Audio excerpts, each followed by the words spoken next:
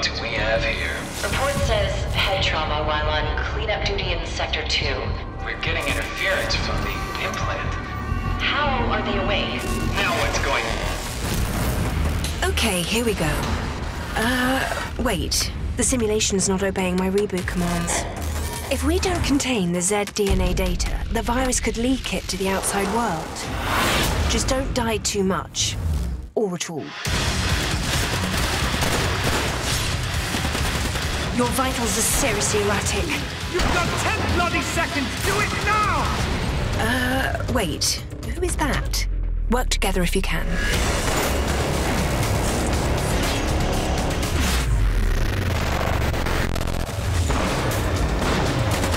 Zed's incoming in 3, 2, 1.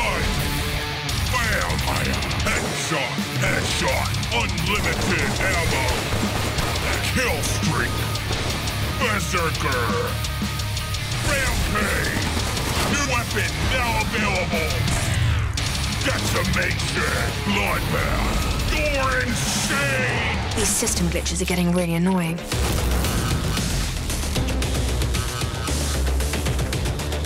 Ugh, I'm questioning a lot of life choices right now.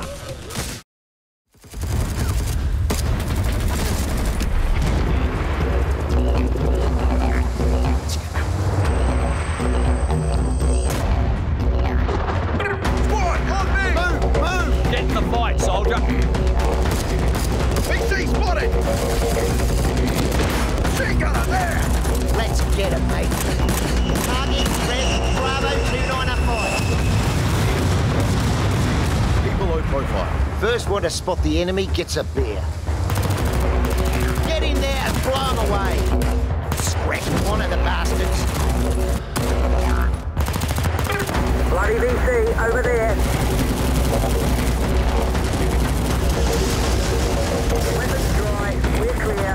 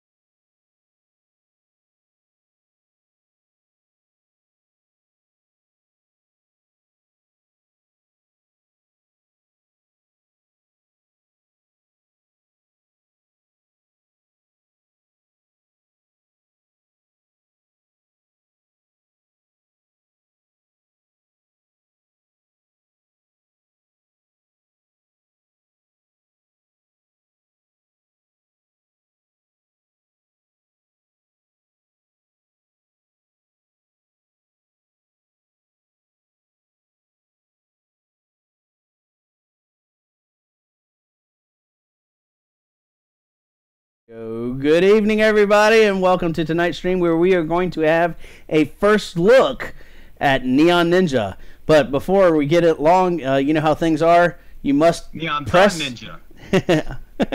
you must press A to quit your job. That's right. So you should be able to see that right now. But you know me, you know how things are. I must run my mouth before we start live streaming. So Georgia Game Developers, we are a non-profit organization, so we have to shout out to our Patreon, Stephen Coffey, Burton Posey, Lee Friedman, James Simpson, who has his game out, Snarf Quest. Go look up Snarf Quest. Trey Carpenter and Joe Casaval. You can find his games at Puzzles by Joe. You guys are our heroes, so thank you very much for your support. Their support and your support will help us with efforts to improve games developers and their community, as well as helping bring better games to life, like Neon Ninja. Our stream is for gamers looking more about what goes into making their favorite games. It's also for new designers looking to break into the industry. And it's for experienced designers looking to improve their skills. So, certain chats, certain levels of our Patreon members get to join us in live chats, like Andrew. Say hi. Hi, Andrew.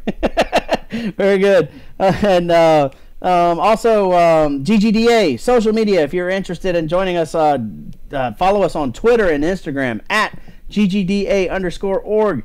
ORG. And then also you can find us on our Facebook page, which is facebook.com/groups/GGDA.org. And you're going to hear that link for a while, because if you're in Atlanta and you're interested in speaking for the Southern Entertainment, oh gosh, I'll get it wrong every time, Andrew. Southern Entertainment and Interactive Gaming Expo. I got it right that time, right? Yeah. Yeah. Southern Interactive Entertainment Gaming. All right. I before E. That's where I go wrong. I keep doing E before I. Anyways, if you're within Atlanta and you're interested in gaming or game development, you got to come check out Siege. You can find out more info about Siege at siegecon.net. And but if you're interested in speaking at Siege, definitely go to siegecon.net, because we are looking for a few more speakers. That deadline is going to be cut off soon, so check it out. Also, if you are a GGDA member, on June 12th, we are meeting at the Georgia State University. And so that topic is join the GGDA with Gyroscope and the GSU Creative Media Industries Institute for an in-depth look at novel ways to involve user input and UGC in the game design process. Sounds pretty cool. If you can't make it, we're going to try to live stream it. Has that been confirmed, Andrew? This live stream for that? Yes. Yes. All right. Cool. So be here next week, Tuesday, 7 p.m. Eastern Time, and you can catch that meeting here live streaming on all three of our channels. Which brings up the next topic: YouTube, Twitch, Mixer. We are streaming on all three of you guys, and you can find us at /Georgia Game Devs. All right, so without a doubt, I mean, before we get going, let me throw one more commercial in your face. It's really important that I do. Our Patreon commercial, and we will be right back to take a first look at Neon Ninja.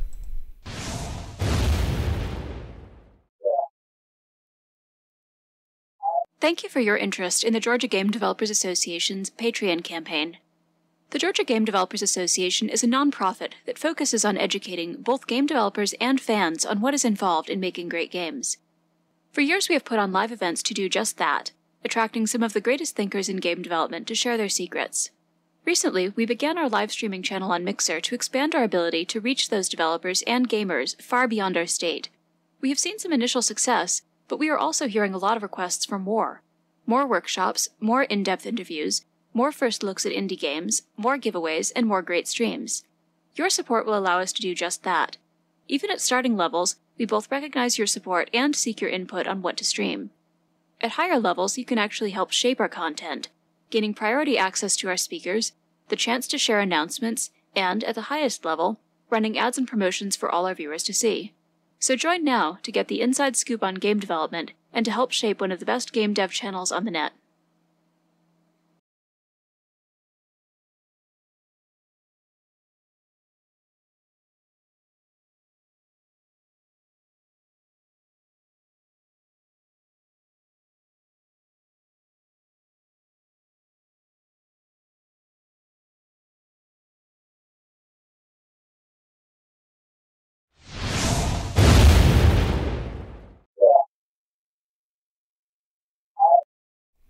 All right, everybody. Thanks for hanging out with us tonight and checking out that commercial. So, we have Stu Phelps. Did I get that right? All right, Stu Phelps with Neon the Ninja, and taking a first look at that, which is available on Steam. That's right. Early access. Early access on Steam. And but don't worry, I will be spamming all of you with that information here very shortly in all the chats. But before we do, let's talk. No, I'm going to talk about Stu real quick. Stu Phelps, UX designer by day and game designer by night. These last few years, he's been working on his personal project, Neon the Ninja, which is a retro-inspired action/stealth game with artisan craft boss fights that will make you want to throw your controller in a good way. That should be interesting, you know. So, before we really get going along, I mean, yeah, you need to press A to quit your job. You know, I want to quit my job, but excuse the sloppiness here. I'm going to quickly minimize all this stuff, and I want to show you guys his video, which is really cool. Check it out. Here we go.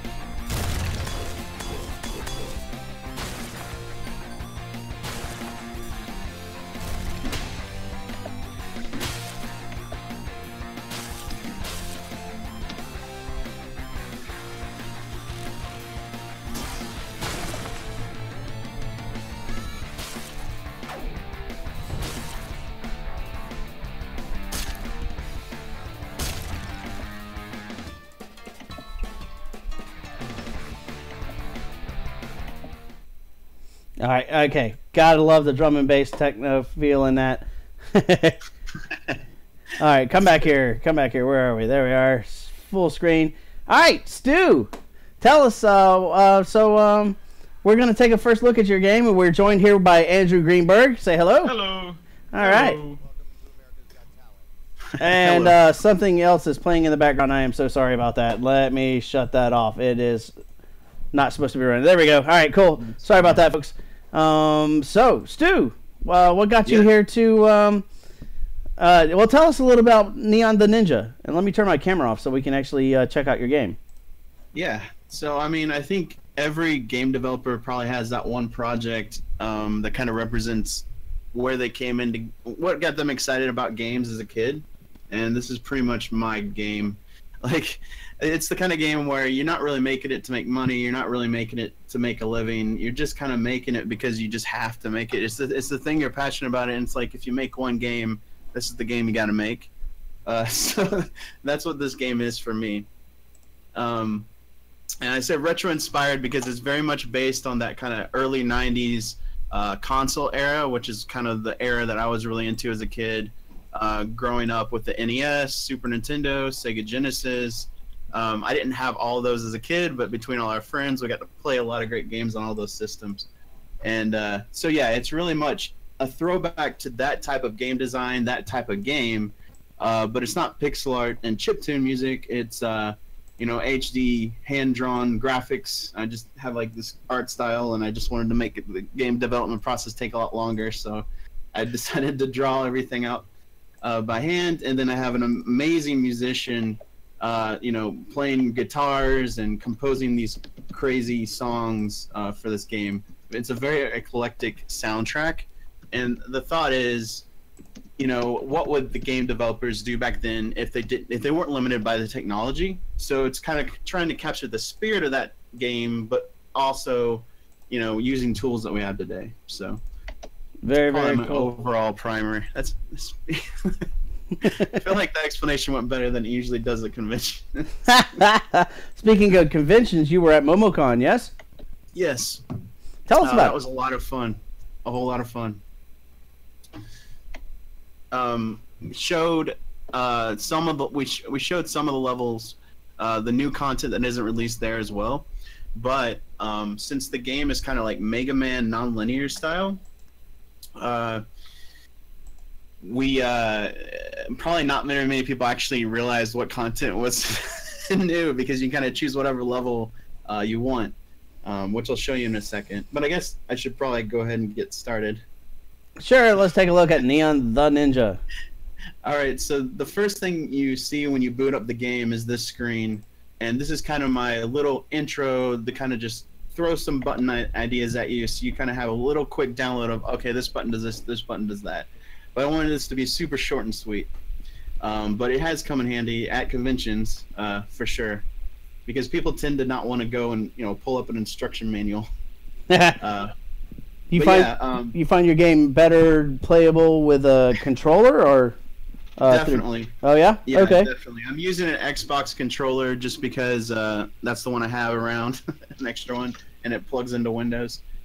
So I would say I recommend that just because that's been the most tested. But really, any controller is better than mouse and keyboard. Though I am supporting that.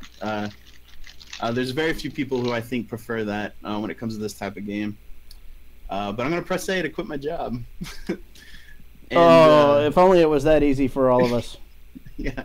Well, now you have to like make that actual decision of if you're gonna go back, if you're gonna leave that opportunity open. But I'm gonna press X to burn bridges. This is the part that I never actually do when I quit my job. So if it were me, I'd be like, okay, X, burn bridges.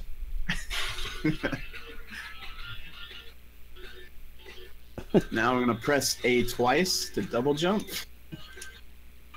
I probably don't have to explain all this. It is written right there.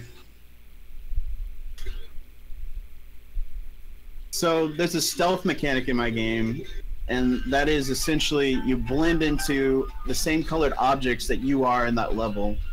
So if you're orange, you blend into orange, as I did just there.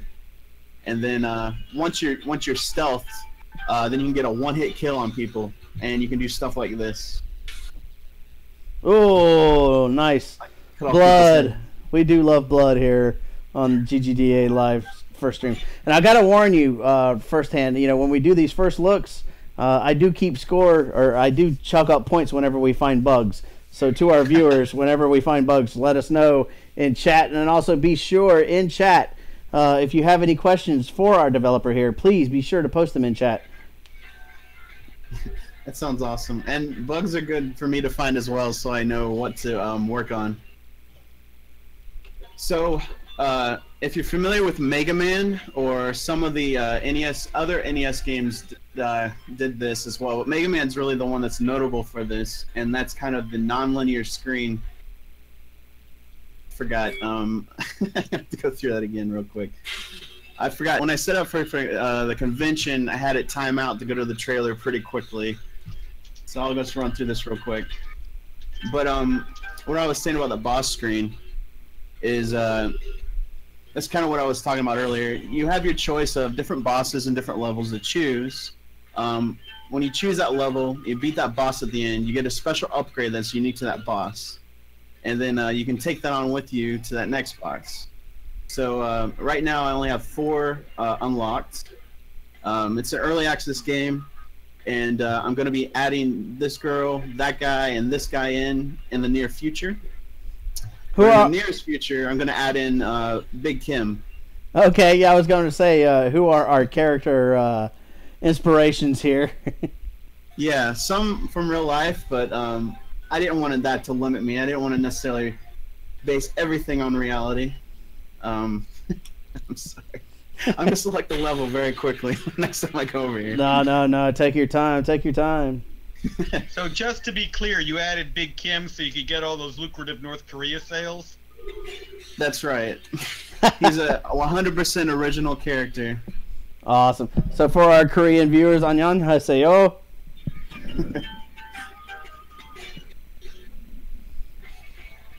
Okay, so I'm actually going to start off with the Patriarch here, because that's actually one that most people tend to choose.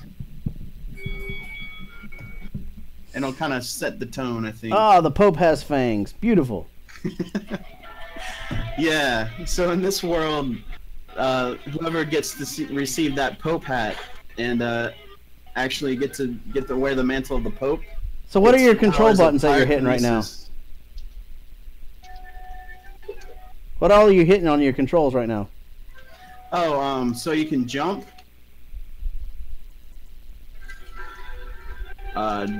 Jump and attack. You have a 3-hit attack, so I can attack once, attack twice, or do that 3-hit kind of slasher combo.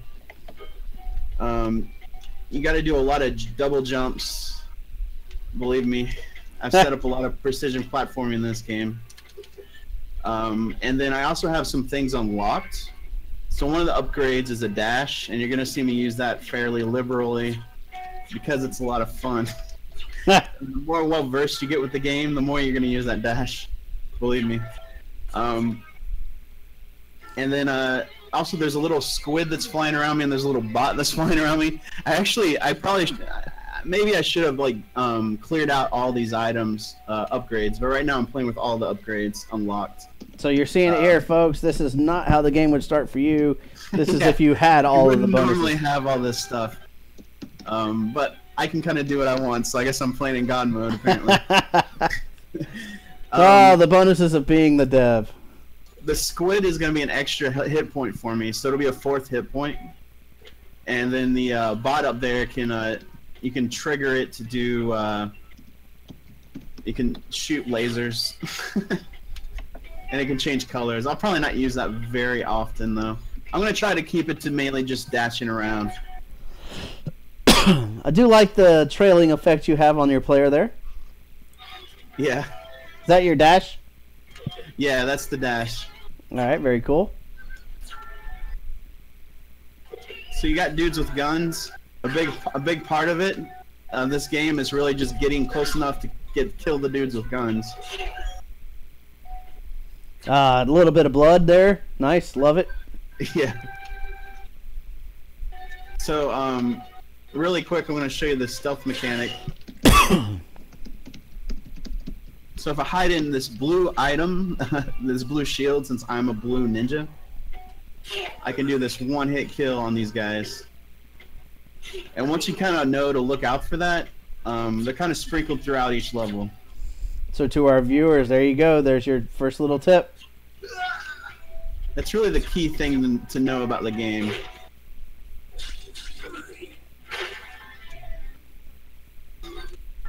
So how long have you been working on this game? Oh, did you die? Yeah, I did. Yes, the developer died. Awesome. I'll probably die a few more times. I'm going to try to play a pretty relaxed take on it. Quote unquote relaxed. So again, how long have you been working on this game? A long time. I would say about 5 years. Really? Yeah, for about 5 years of nights and weekends. I come home from work and do a few things on this game. Or on the weekend, sometimes I'll have nice long weekends where I just get as much work as I can get done.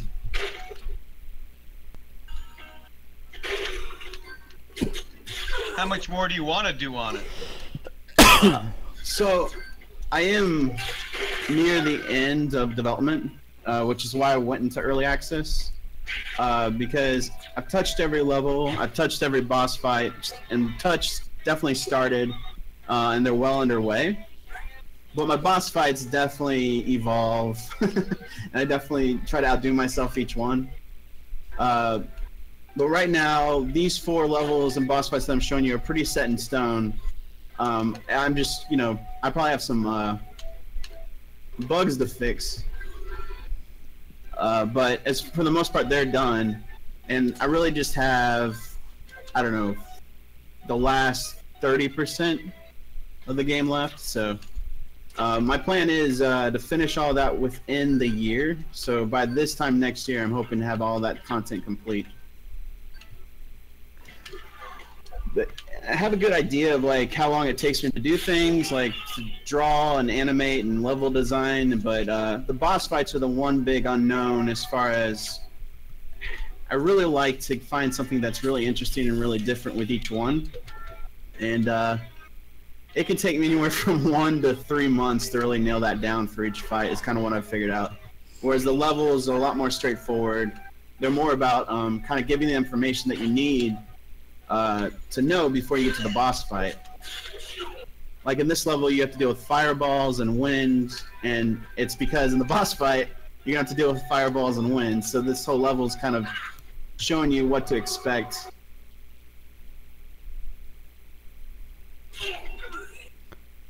So, did you go to college and study anything about game development in order to work towards this? I definitely kind of just went for it. I'm sure the scope is as big as it is because I hadn't done a project this big before. I had done a couple of game jams. I read some books. I've read a bunch of stuff online, like what people say to do and don't. But I was definitely very rookie when I started it. Just a web designer with big dreams. But I kind of knew going in it was going to take me a while, so it actually got me excited to work on it because I could kind of go at my own pace. I didn't have any deadlines to deliver since it's part-time. Well, I still put self-imposed deadlines. That's actually a really good practice, but it's not like I had to worry about making money. Right, so right. There we go. There we go. Yes. I could kind of do what I wanted, and just kind of learn while I went. So I probably recreated the game like 3 times at this point. But I would say this form of the game really started in 2015, about middle 2015. But I think that's kind of like either you build a few smaller games that kind of set you up for a bigger project, or you just kind of need a plan for rebuilding that project. So did you release any of your smaller games? Yeah, and I didn't really do smaller games. Like I did game jams, but I don't have much to show as far as like an app published. Okay, fair enough. But you know, it didn't. A mobile game didn't really get me excited. This is what got me excited. So I think it's kind of about, or in my opinion, it's kind of like whatever gets you going. I don't know why, but a project this size is what was exciting enough for me to chip away at it for years. That was what was going to do it for me. Yeah, that's the important part, keeping going for as long as it takes. Yeah, because there's no way it's the right approach for everyone. I know other people would probably not want to spend as long on a game. Oh my gosh, okay, I love it. So not to significantly increase your dev time, but what do you feel about releasing it on the consoles? Oh, absolutely. That's the ultimate goal. That's the ultimate plan. This game is best on consoles, and I'm in the process of getting a couple dev kits. I can't really make any like actual announcements, but that is well in the cards. I really didn't want to approach early access on consoles for obvious reasons. So I'm thinking about this time next year, the game will be 100% complete, and that's when I'm going to really start that porting process. So. Hey, you missed a couple secrets. Yeah, I actually did a pretty bad job, to be honest, according to these stats. I do like the Apprentice art. So you can hear there's some voice acting. I don't know how well you can hear that. But we actually have a great guy named Matt Shivers. Well, I wasn't sure if I wanted to do voice acting originally because I knew it kind of captured the tone I was going for, but I didn't know if it would be too much. I don't know, it would turn people off, if it's done wrong and it's not funny and you can't skip it. But kind of used inspiration from like fighting games where they have a little intro line before the fight, and that was kind of where we settled on it. And then I found Matt Shivers, who kind of captured the spirit exactly after I had a couple guys kind of try out their take on the role. And now I just kind of want to put his voice everywhere in the game, but I'm trying to make sure I don't. And so it's more like less is more, but you'll have about 20 different options when you go to a boss fight, or when you die a few times, you have like 30 different things he might say. But it's kind of a less is more to where you don't really hear him repeat as much, hopefully. I kind of just blew through that first phase. I don't even know. Well, I do know a good handful of VOs here in Georgia that would say, yes, VOs are important. Probably made that look a little too easy. But essentially, you had to get within range that, to burn down his heat shield and dodge that fireball. And then this kind of sets the tone. What I'm saying was every boss fight in the game has 2 kind of ridiculously different forms. So they might have multiple phases, but there's almost 2 fights in each fight. And this is the second form for this fight. And honestly, this guy is probably more by the book in-game boss battle, where he kind of has the fake death, and then he gets stronger, and you have to beat him even stronger. But my other bosses kind of go a little different. I kind of diverge and get a little weirder as I go along. So for our viewers here, you are seeing how to beat the boss right now. Here it is. Yeah, I feel like I'm really giving away all the secrets here. You're good. Uh-oh. No, it's not exactly how you do it. Too soon. Because apparently even the dev can die. I think he's just doing it to psych out players who want to do this as a cheat mode. Yeah, right? For all our starry-eyed viewers who dream about making their very first game something to go on console, something is so epic. It's great to hear that it's been taking you 5 years to do so. And I'm going to throw one question in there. How is your game design document? My game design doc? Sorry, I think the music is just a little hard for me to hear over boss fight music, apparently. But you were asking me about what my game design doc looks like? Yeah, let's hear about it. I know, when I teach game design to my kids, they kind of scoff at the idea of having to write a game design document. How important do you think the role is with making your game?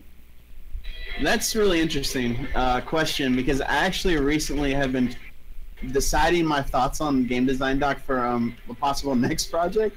It was very beneficial to me in the beginning when I was still kind of brainstorming my ideas, and I think it was like a good way to kind of get out the bad ones quickly and then settle on to something that got me excited. Like, here's my take on what I think Rome would look like and what that boss fight would look like. So I think it's a good way to kind of iterate quickly before you're in the code, but you also don't want to spend too much time in there, because you have to realize it's never going to be set in stone. Definitely not. As Andrew taught me, all your assumptions, not all your assumptions will be proven wrong, but a lot more will probably be proven wrong than you would expect. So, I think there's a lot of good merit. I really do. I think it's just a matter of making sure it doesn't become law. Pyrokinesis. Did I read that right? Pyrokinesis? Pyrokinesis. Pyrokinesis. Yeah. All right. So basically, I get his fire shield, and it acts kind of like a Mario star. Ah. And now he's dead. He is dead. And it's his fire shield's like a temporary invulnerability, which I'll try not to use, because I should probably hold myself to a higher standard than to have all the stuff unlocked. So now I'd like to either show off Neo Cleo in Egypt or the Recluse in Antarctica. Or I can just do the intro again, because I forgot I set that up on the timer. It's really, really handy. I actually love that I can walk away from my setup at MomoCon, but I did forget to turn it off for this. But it was really handy at drawing some people over without me having to necessarily draw everyone over myself. Gotcha. Okay, so I'm gonna go for Neo Cleo. The reason she's already scribbled off is she's the one I beat to get that dash originally. But this is a fun level to show off. You just like beating the same one twice because you know you can. Yeah, sometimes you just got to go back. Well, and that's the thing, you can always go back and get a higher score or a faster time. I was going to ask you about the coin collection here. How does that the content away? I was going to ask you about the coin collection you got going on here. How does that benefit the players? Sorry, the what?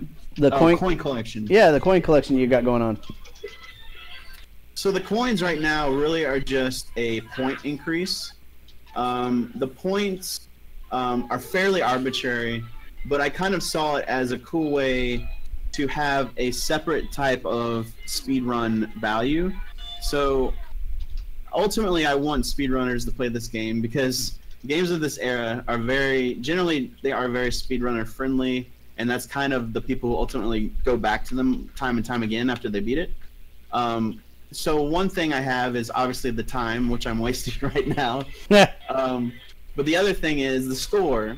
And there's different ways to bump that score. Some is collecting all the items. Another one is I have a kill combo. So you see like a little kill flashes in the top left when I kill that guy, and I kill these guys. So if you get through and you kill fast enough, you can actually bump up your highest score.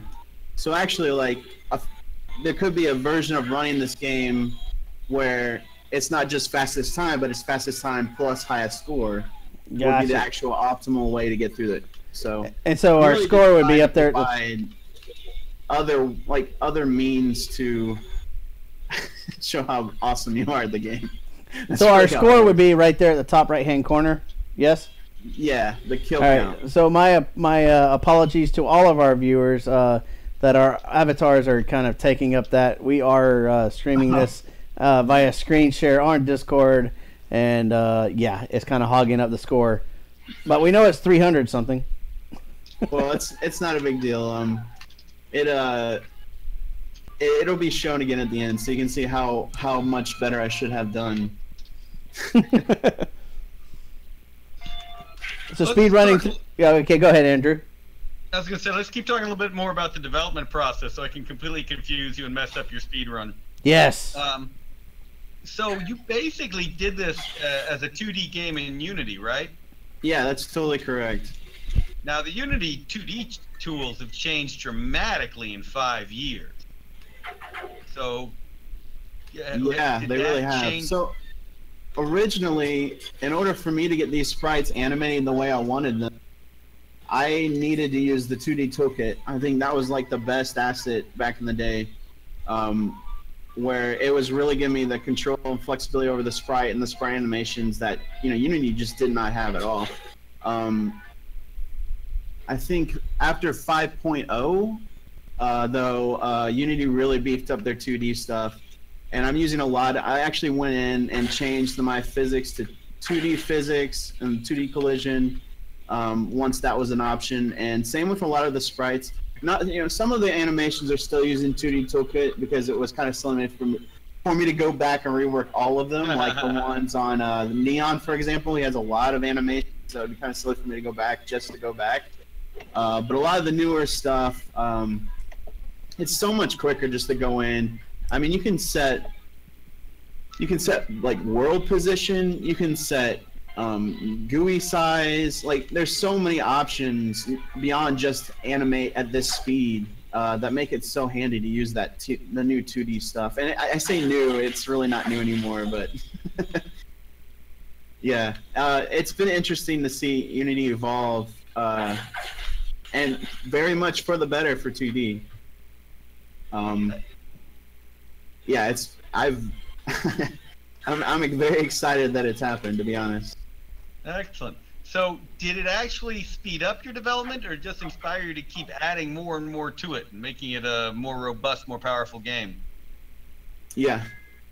A little of both. I would say for the most part, well, I'm just gonna. I think that. Okay. I would say for the most, I think that was a bug, and I think I didn't want to give a chance. Oh, come on, let me see the bug. Show it, and I forgot you wanted me to show it. Yes, I want to see bugs. Went down there and died. But yeah, we can count that as a bug. I think the thing got stuck. I'm not sure though. I honestly just didn't give it a chance because my instincts just kicked in. But yeah, to answer your question, Andrew, I would say most of the benefits I've gotten are not necessarily functional, but they're more like polish, 2D particle physics. I think a lot of the stuff I was just doing, like the physics and stuff that I was using, were just basic rigid bodies. So a lot of that didn't really change. But when it comes to like a new boss fight that I would start now, like it's so much quicker for me to do it. I mean, some of that probably has to do with experience, but I think the Unity tools are just quicker than using 2D toolkit and then 3D collision, obviously. So I guess it's actually a little bit of both. Now that I think about it. Yeah, because I mean, thinking about this from what Unity was 5 years ago, this would be a very different game. I mean, the play would be very similar, but the look feel would be very different. Yeah, exactly. And I mean, my first pass on the player controller was absolutely terrible, and I was trying to do way too much with the 3D physics. And I realized, you know, it's 2D, it's basic, and the kind of game I'm making is stripped down, and stripping down has always been my guide. Like, how much more can I strip it down? How much, like, keep it simple, stupid, because, like, how many options do they really have with the type of game of that era that I was trying to do? Like, they really didn't have that many. They just had, like, certain, like, options to kind of move the pixel around, but they were very limited. So, really, I kind of found the simpler I keep things when it comes to boss fights and how, like, the AI and the physics, generally the better and more bug-free it is. So it's been a good rule of thumb for this game. So I got a lot of secrets. That's yeah. What did you do? Did you create a new one during the run? How you got 120%? So that definitely counts as a bug. So I think I need to go and retool my secrets. That's one I have on my list. But if you die, so like the secrets before the checkpoint count, they save. Once you hit a checkpoint, they don't. But if you get if potentially before your first checkpoint you get a few secrets, it can go higher than that 100% based on how much value they have, because it can count it a couple times before you get that checkpoint. Woo-hoo! It's silly. That's right, folks. Well, here on First Look, we score on bugs. We love bugs. What? That's what? You didn't build a perfectly developed game on your first try? Come on. Yeah, that's a really silly bug. Well, I still love them.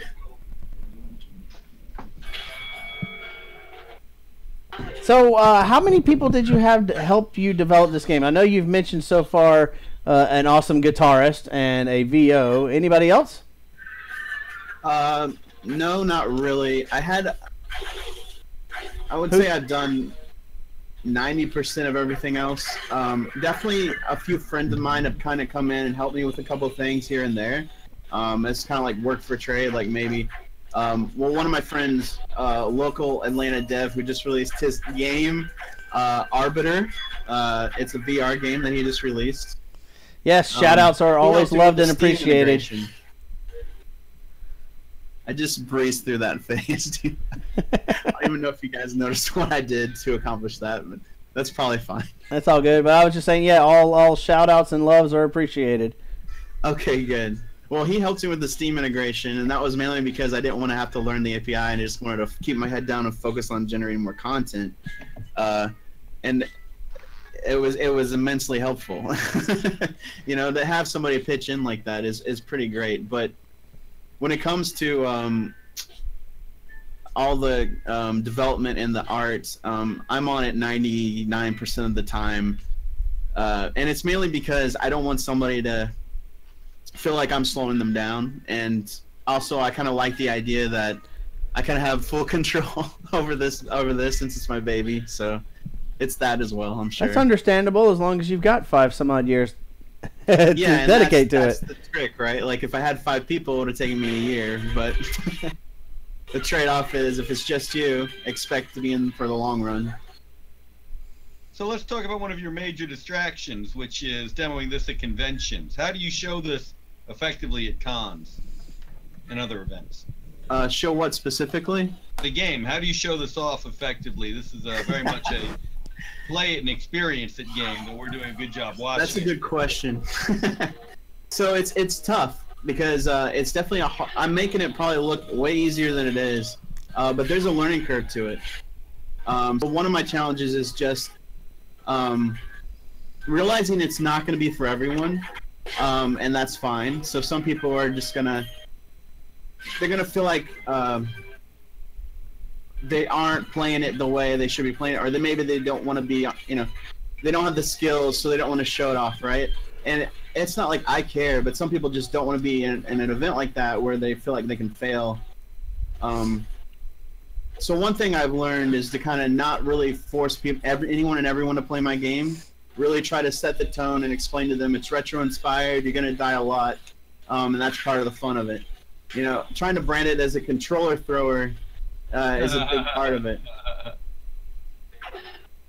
Other things that I realized, and you can tell because this is a con build, I added that trailer to try to entice people, kind of show them what the game's capable of. Splat. And then I also unlock all the items, which is why I have all these guys flying around me, and I have, the dash and stuff like that. So hopefully, they feel like they have the lowest barrier of entry. It's, even lower than when you boot up the game, because you're effectively more powerful when you have more items at your disposal in this game. So one of my favorite questions that I ask all of the developers when it comes to these first looks is, what would you call one of your biggest aha moments or your epiphany moments while developing this game? Oh yeah, that's a good one. Well, one is definitely leaning into the difficulty factor. So I'm going to answer this one with two answers for this one. You're allowed more than one epiphanies. And the reason I realized that is because there are the people who enjoy my game the most, the ones who are actually excited about it the most, are the ones who really appreciate the difficulty aspect, and that's why they go back and play those old games. And for a little bit, I was kind of hesitant to lean into it too much because I wanted to make sure it was still accessible, and and just kind of had the potential for anyone to like it and play it. But I realized, if you water it down too much, then maybe nobody's happy. So one of the aha moments was, well, let's just fine tune it for the people who are the ones who are really actually excited about it.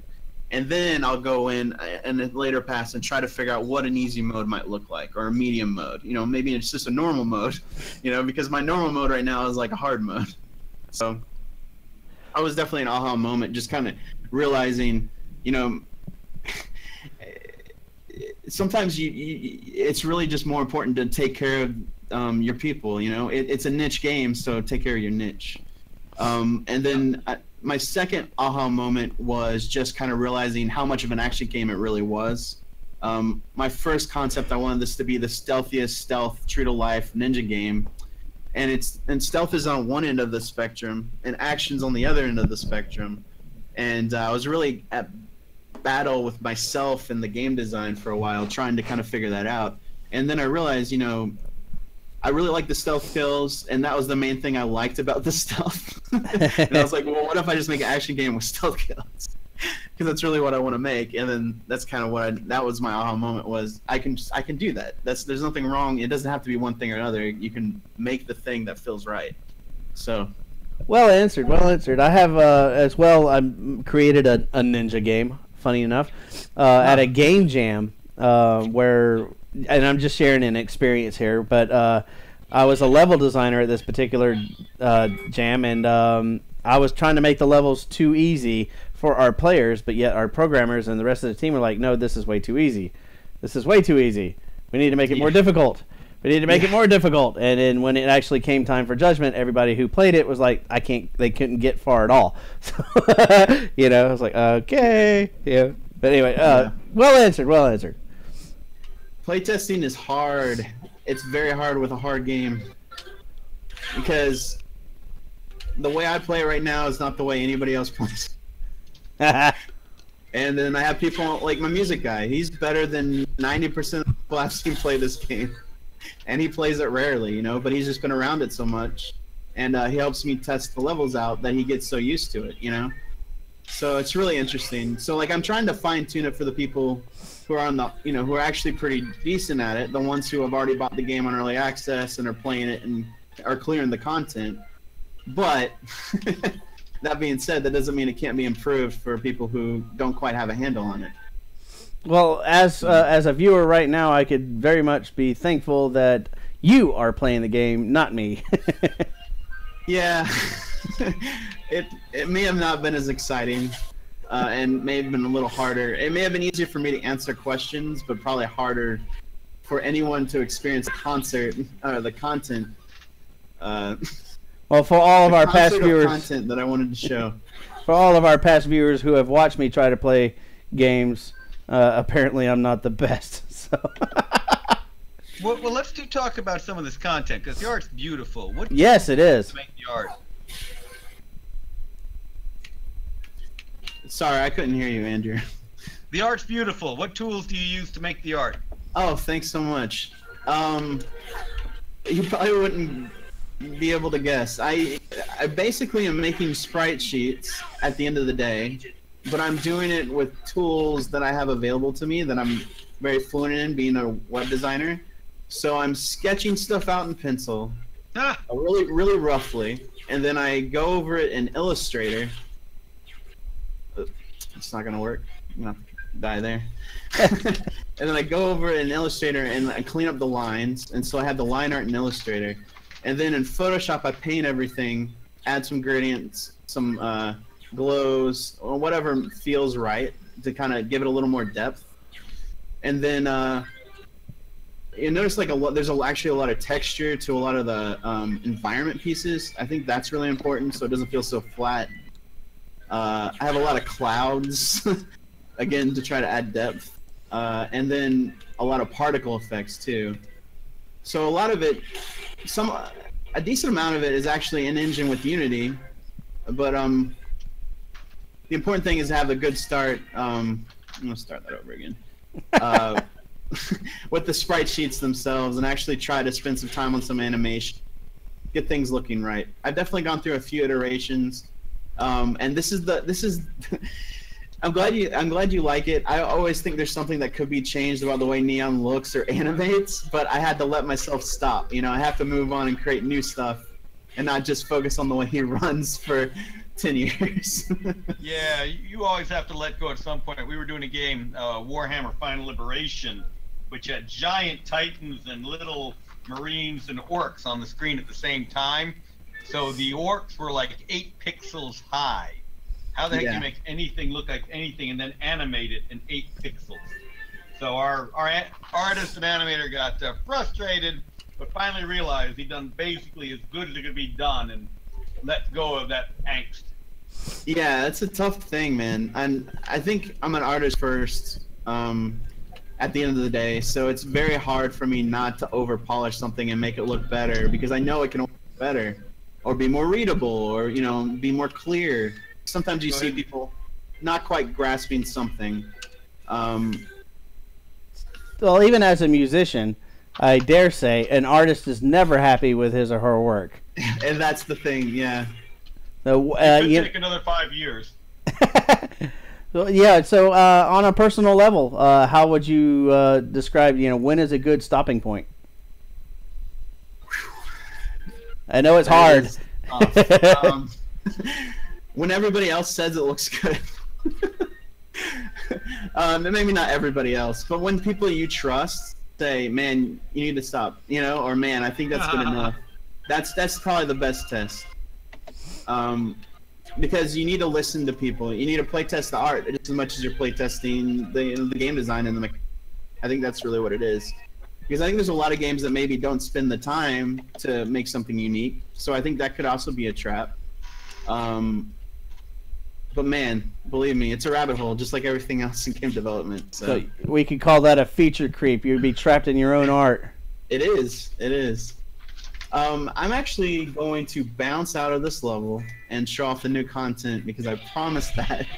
Oh, yes. Let's dive into the new stuff where we might run into some bugs, right? Yeah, and I realize we're not going to be here all night, so I don't want to not show anything new. That'd be terrible. For those keeping score, apparently the GGDA only has 1 bug count so far. 1.5. There was another one we snuck by. Oh yeah, okay. Yeah. There was a what's it called? The cat. Schrodinger's cat bug. It probably was there, but we didn't see it. But I mean, considering I'm showing the game off, more than likely it was there than not there. So I'm really excited about this level, and I'm really excited about this bubble mechanic that I've done, because it's really fun to dash into these bubbles, and jump on these bubbles, and it's so silly, but I get a lot of enjoyment out of having an extra little jump. You also got these explosive crates.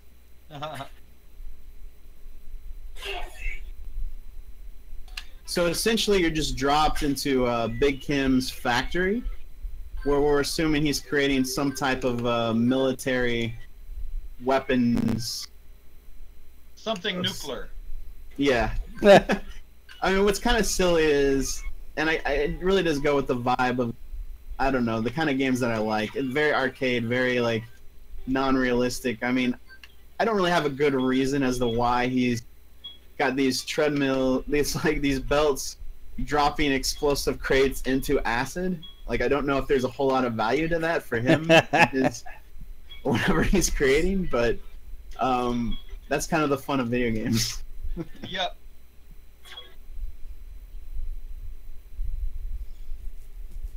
We can just accept that they did this. Yeah. They're mad, mad, mad, kind of like game devs. Yeah. Typically, just the sillier, the better. I found with this More with this over game. the top. 'Tis not the reason why, but to do or die. Yeah. Yeah, I think the VO really adds a lot. Yes, was gonna just comment on that. Yeah. Yeah, I've been kind of skipping through it, but yeah, it really does. And when I've gotten nothing, I've really got nothing but love. They want more from anybody who's played the game, and it's really great because, again, my initial fear was like, man, if I do it wrong, it's just gonna be something that people don't like about my game, you know? So that's why I got a professional. How often do you find yourself playing your own game just for the heck of it, not for playtesting purposes? For the heck of it, it's a pretty strange experience because honestly, I'm trying to throttle myself. I could actually probably beat the whole game in like 15 minutes. So I'm just trying to like kind of actually leisurely play it. But it's fun. And this level is actually more exciting than the other levels for me because it's newer. There's stuff, you know, this one I'm probably going to still tweak a few times when it's released, depending on how people play test it.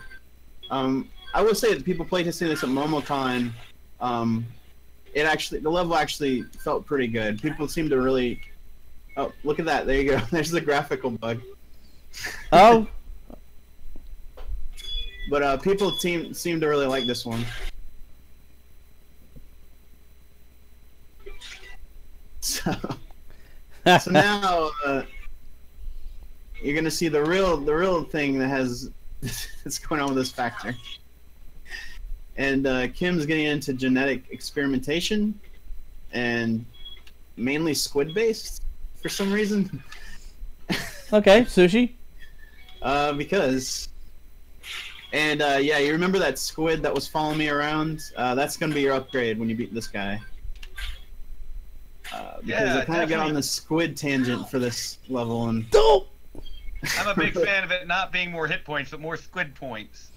There was just a point where missiles got boring to me, and I don't know when that was.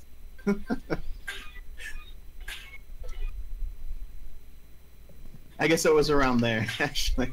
And so for all our viewers, you can definitely check out early access on Steam here, Neon the Ninja. Let me go on to for all of those late viewers, but steampowered.com or Neon the Ninja is the best way to search for it. Yeah. All right, very good. Meanwhile, to our viewers, I am going to slam you a link. There you go. Or at least you can go to neontheninja.com to find out more on this game and all of its links. Yep, and my plan is to update new content every 2 to 3 months. That's always my goal. It's always what I'm shooting for, but I'm not ever going to... Like, this update's nearing the end of 3 months, and it's mainly because I just wanted it to be perfect. So at the end of the day, it's quality over quantity, but no, I'm always excited to work on this. It's in early access, but the main reason I wanted to get in early access was to get some good feedback on it. And, you know, you get some invested feedback, and that's exactly what I need, so... Have you gotten any media coverage at all? Other than tonight. There were definitely a few streamers when I first initially launched. And I reached. What happens is I stop reaching out to people when I start getting heads down on the project.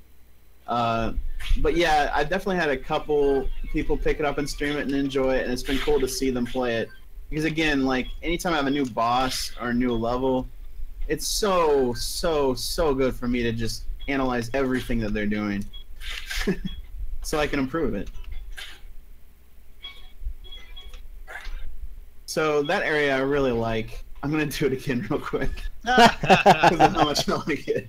I think this is my favorite part of this level. Oh, I can't. I got the checkpoint, so I'll go down here and okay, this is good enough. But basically, what's going on is there's baby squids in this level, and if you pop eggs, they start chasing you, and you have to deal with that. So they're not super hard to kill, but if I actually pop them all, they can definitely add up. So, you know, I was kind of just going through not doing that, but I don't know. When I realized a static enemy like that mixed with the rotator belts, it was a very kind of an aha moment for level design. I was like, this could be cool. Very, very cool. A lot of bouncing in this one.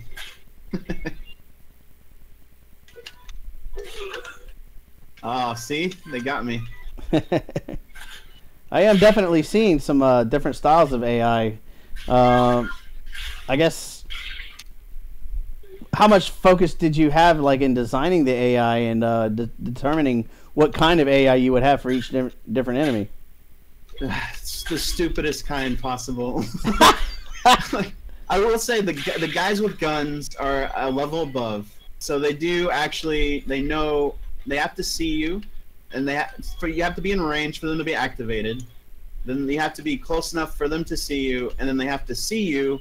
Once they see you, they check to see if they can aim and hit you, and then if they think they can, they shoot.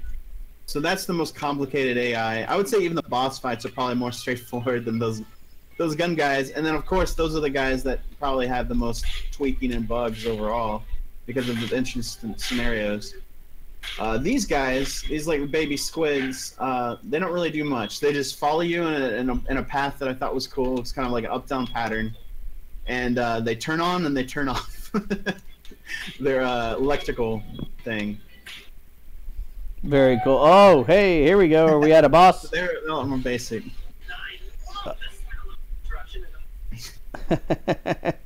Very cool. I have a bunch of ninja grades, and I'm hitting all the apprentice grades, so that'll tell you something about how great I'm doing.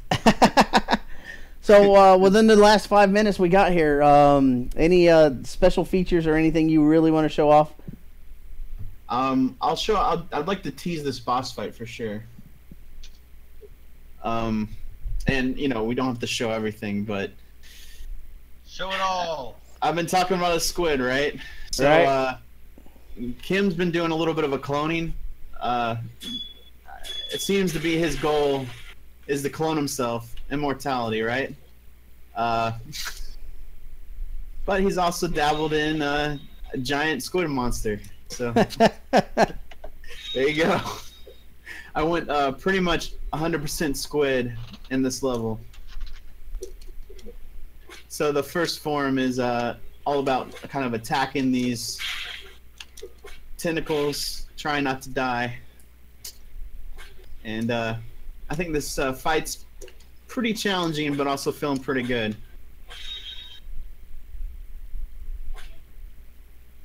Yeah. Brian, that looks like a good drummer there. Uh-huh. More like a drummer than a squid. Yep, he's got his paradiddles down. Yeah, I'm probably bypassing the stealth stuff, but yeah, this is a boss fight that definitely uses that stealth so that you can reach that brain to kind of tap at it. That's the little secret thing. That's the thing that people usually have an aha moment with, but I'm just kind of bypassing because I know the game I made. Tapping the squid brain. Yes. That's an interesting terminology. There you go, viewers. You just got a key, or it's a nice little secret. You hang out to the end, you get the little trick that you might need later. And also, for any of our viewers, if you have any questions for our developer here, Stu, be sure to put them up in chat so we can pass them on. Lexsmith 101 had a good comment, noting that the squids are like the jellyfish in Risk of Rain, except the jellyfish go faster when they're near you. Nice. Yeah, I think I played that game a bit. I never was very successful. I didn't have any great runs in it. Did you throw your controller? Well, I just didn't have enough great runs in it. I didn't dedicate enough time to it, but it's definitely a cool game. That's pretty awesome. I think probably more of an inspiration was just the fact that Mario had squids. And I was thinking about how they move around the swim level, and I was like, maybe that could be something, but like it's not swimming. But yeah, I don't know. There's something very grotesque and weird about jellyfish and squids and their skin consistency, which I really tried to play up in this too. I'm telling you, textures, man. If I didn't have all that weird texture on this guy, he wouldn't be nearly as interesting.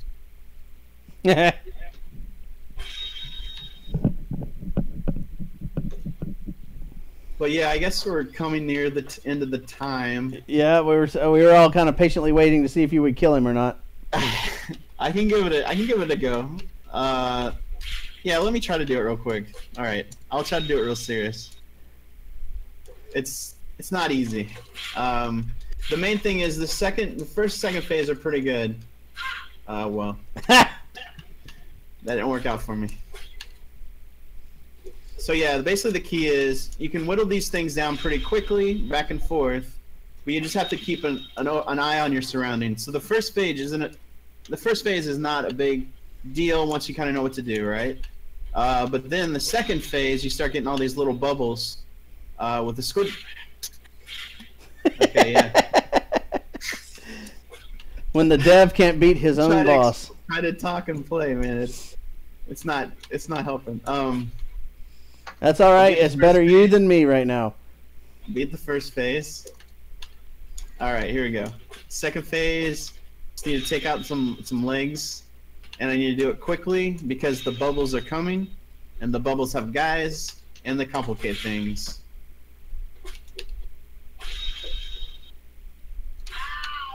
That's just bad timing. When you try to, honestly, if I was slower, I'd probably be better off to catch some of those cues. All right, so this is actually that would probably count as a bug right there, by the way. Woohoo! Chalk up another score. So this is the real tricky part. So this guy, you can only stealth kill. This big guy, or the bigger squid following me. Right. Oh man, and so it. Oh. Yeah, you really have to never get hit by him and juggle everything else. So yeah, I think I'm running out of time. That's all right. We'll give you a quick moment of silence to concentrate on your own game.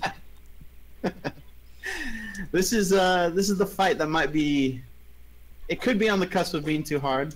I'm not gonna lie, but hopefully it's not. But you kind of got to start hard and work your way back with a game like this.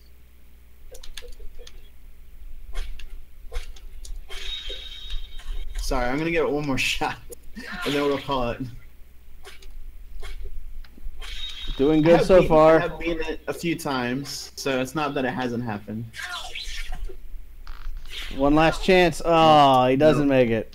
Ganged up on me. Oh. We'll call it. That was it, though. Yes, release the Kraken, as is posted in chat here. Awesome. Yep.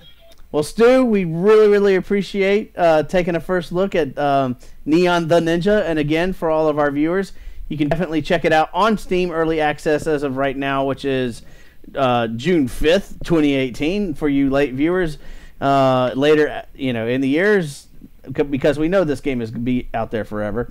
Here it is. You get to take a first look. But I'm supposed to be working controls here. Meanwhile, hey, what are we looking at? Sorry. I didn't quite hear what you said. I was just wondering what we were looking at just then. Are you playing? Oh yeah, this is the trailer. Oh, actually, that's my desktop. So. Oh, desktop was Ninja Turtles. Hey. Yeah. Definitely a fan of ninjas, aren't we? Honestly, like one of the games I go back to very, very often. Obviously Mega Man, obviously Ninja Gaiden, but the Ninja Turtles, Turtles in Time arcade game. Huge influence on this game. Awesome. Awesome. Alexis 101 says that the squid is very much like a Frankenkraken. Yep. All right, so real quick, I'm going to run through my little spiel. Thanks to our Patreon, Stephen Kofi, Burton Posley, Lee Friedman, James Simpson, which you can find his game at Snarf Quest, Trey Carpenter, and Joe Casaval, which you can find his games by Puzzles by Joe. The GGDA, we are a non-profit organization, so you can find us at patreon.com/Georgia Game Devs, and your support will help us with efforts to improve game developers and their community, as well as helping bring better games to life, like Neon the Ninja. All right, okay. Our stream is for gamers looking to learn more about what goes into making their favorite games, whether it takes you 5 years by yourself or 5 days or 5 months with a team, right? It's also for new designers looking to break into the industry, and it's also for experienced designers looking to improve their skills. And sometimes certain levels of our Patreon members get to join us on our live streams vocal chat. Right, Andrew? That's right. That's right. So moving right along, GGDA, you can get in touch with us on social media. That's Twitter and Instagram at GGDA_org. Or you can find us on our Facebook page, which is group facebook.com/groups/ggda.org. You're going to hear me say ggda.org a lot because that is our website. If you're in Atlanta within the first weekend of October, come check out Siege. You can find more information at siegecon.net. And let's see here. Oh, you must check out this shirt. Unfortunately, Stu was not wearing this shirt. Otherwise, he would have had more HP. But you can find... That's right. And all of our other streamers who have I've played their games, they do confess that the shirt does give you more HP. The coffee cup will give you more intellect. But you can find cool stuff like this for GGDA at cafepress.com. Otherwise... that's right. Also, can't forget to mention YouTube, Mixer, Twitch. You can find us at the /Georgia Game Devs. Please hit that like, subscribe, and follow buttons. It really helps us out. We really appreciate your support. And once again, Stu, we can find your stuff. Tell us we can find your stuff. Oh, yeah. Yes. Well, first of all, thanks so much for having me on. I should have said that already, and I just really appreciate it. But yeah, my stuff, neontheninja.com. You can search Neon the Ninja on Steam.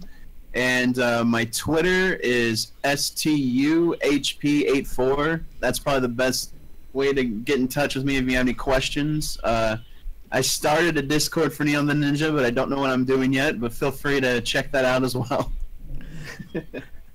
All right, there you hear it from the source, and for everybody else, thank you so much for tuning in tonight. I'm going to throw another commercial in your face, and in the meantime, once again, thank you so much for tuning in, and have a very good night.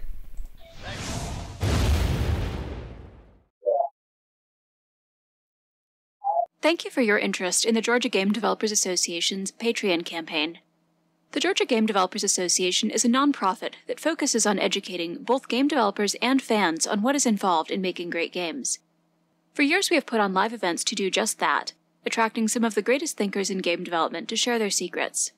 Recently, we began our live streaming channel on Mixer to expand our ability to reach those developers and gamers far beyond our state. We have seen some initial success, but we are also hearing a lot of requests for more. More workshops, more in-depth interviews, more first looks at indie games, more giveaways, and more great streams. Your support will allow us to do just that. Even at starting levels, we both recognize your support and seek your input on what to stream. At higher levels, you can actually help shape our content, gaining priority access to our speakers, the chance to share announcements, and, at the highest level, running ads and promotions for all our viewers to see. So join now to get the inside scoop on game development and to help shape one of the best game dev channels on the net.